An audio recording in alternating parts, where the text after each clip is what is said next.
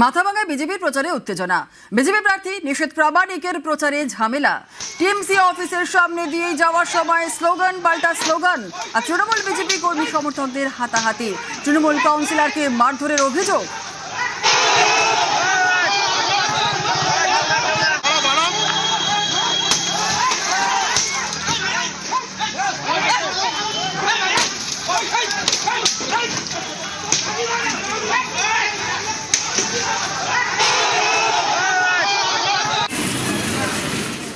তৃণমূলের অস্থায়ী অফিসেও হামলার অভিযোগ। শীতলকুচির বিজেপি প্রার্থী সাবিত্রী বর্মনের গাড়ি ভাঙচুরের অভিযোগ।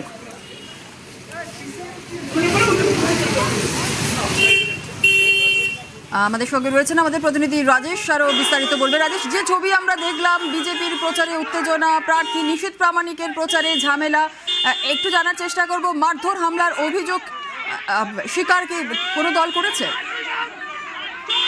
দেখো, কোন দলই তাদের বিরুদ্ধে করা অভিযোগ স্বীকার করেনি। তবে গতকাল যেটা হয়েছে, মাথাভাঙা বিধানসভার বিজেপি প্রার্থী নিশীথ প্রামাণিক মাথাভাঙা পচাগড়ে 9, 10 এবং 11 এই 3টি ওয়ার্ডে নির্বাচনী প্রচার সেরে যখন তার বাড়ির থেকে ফিরছিলেন, ঠিক সে সময় মাথাভাঙা শহরের 5 নম্বর ওয়ার্ডের ঝঙ্কার মোড় সংলগ্ন এলাকায় কিন্তু সেখানে তৃণমূলের একটি অস্থায়ী পার্টি অফিস রয়েছে, সেখানে তৃণমূল কর্মীরা দাঁড়িয়েছিলেন।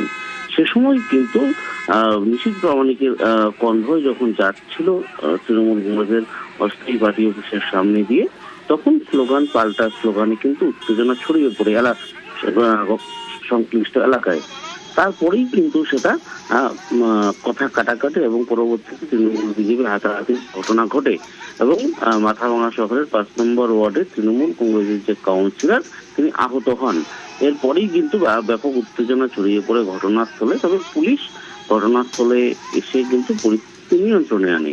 পরবর্তীতে তৃণমূল কর্মী সমর্থকরা মাথাভাঙা থানার সামনে দফায় দফায় বিক্ষোভ দেখাতে থাকে। ব্যাপক উত্তেজনা ছড়িয়ে পড়ে মাথাভাঙা থানা চত্বর এলাকায়।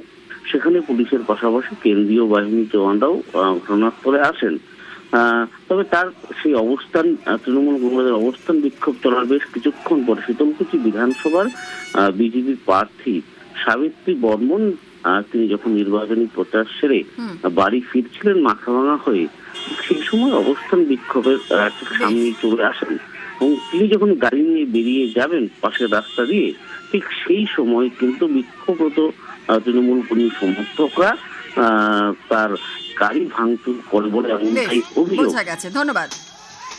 আমরা কোন রুট দিয়ে যাব সেটা পুলিশ প্রশাসনই ঠিক করে দেয়। পুলিশ প্রশাসনের ঠিক করা রুট দিয়ে আমরা যাচ্ছিলাম, কিন্তু সেই সময় হঠাৎ করে তৃণমূলের কয়েকজন কাউন্সিলর এরা অস্ত্রাব্য গালিগালাজ এবং তারা পাথর ছুটতে যায়। তো স্বাভাবিকভাবেই তারা যদি পাথর ছোড়ে, আমরা তো আর পুষ্পবর্ষণ করবো। মানুষ যদি ক্ষিপ্ত হয়ে যায়, মানুষ যদি কিছু করে, সেক্ষেত্রে তো আমাদের করার কিছু নেই। বদমাশি করতে আসলে কি হবে, ট্রেলার হলো, এরপরে যা হবে সেটা কল্পনা করতে পারছি না।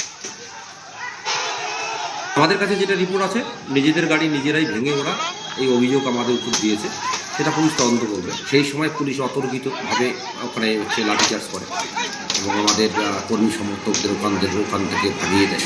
লাঠিচার্জে আমাদের মহিলা নেত্রী আহত হয়েছে, পায়ে লাঠিচার্জ হয়েছে বা মহিলা নেত্রীকে সেন্ট্রাল ফোর্স অন্যায়ভাবে গায়ে হাত দিয়েছে।